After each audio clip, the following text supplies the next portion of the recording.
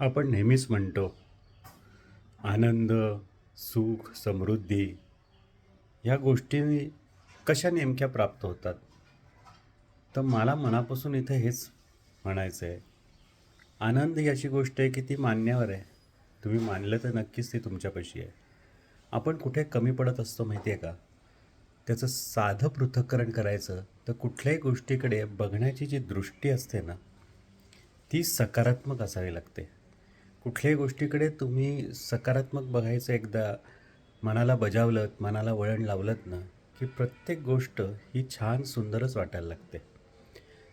एखादा दिवस सकाळी आपण उठतो, आपल्याला असं वाटतं की आज कसा जाईल, कालचा नीट गेला नव्हता.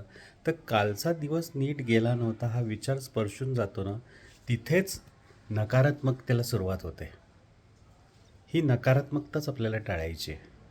कालच्यापेक्षा आजचा दिवस माझा खूप सुरेख जाईल, जाणारच आहे, असं जेव्हा म्हणत तुम्ही त्याचा विचार करायला लागता ना, मग त्या विचाराने एकदा मूळ धरलं, की आपोआपच गोष्टी सकारात्मकतेकडे जायला लागतात.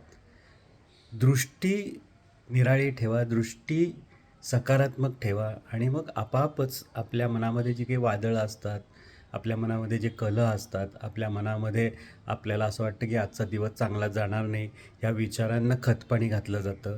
ही प्रक्रिया बंद झाली की दिवस खूप सुरेख आणि छान वाटायला लागतो. पटतंय ना?